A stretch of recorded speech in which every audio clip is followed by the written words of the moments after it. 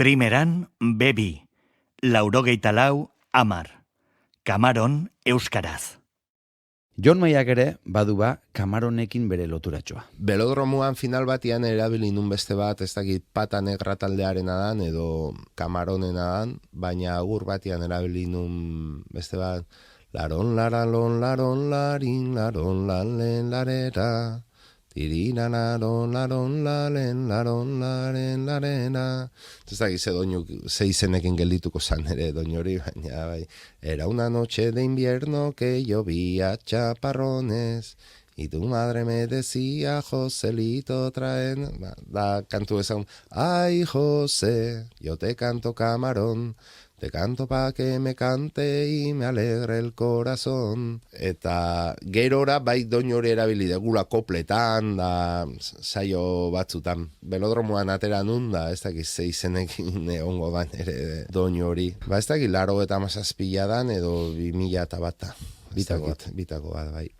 Agur bada, ez dakit arratsaldeko agurra, lehenbizikua, o goizeko azkena, o ez dakit. Gero suerti haukin duen, Kariadeko Bentakin Pata Negrarekin jo genula Durangoko azoka batian plateroenian, da uste doinu hortan egin genula, beraiek amador eta gitarra jotzen eta improvisatzen eta kolaborazio bat egin genuen. Hemen txirrindulariak izaten dira askotan, baina guk gaurko honetan ez dugu jardun nahi hortan, indarrez hartu behar da gustora egitekotan, Euskadiko 6 orduaz bertsoz burutu asmotan.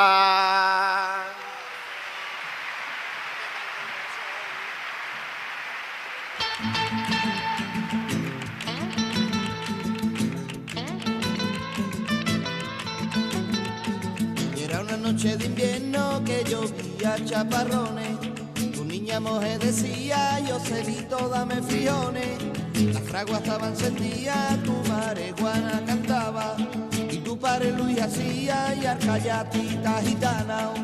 Ay, José, yo te canto camarón, te canto pa' que me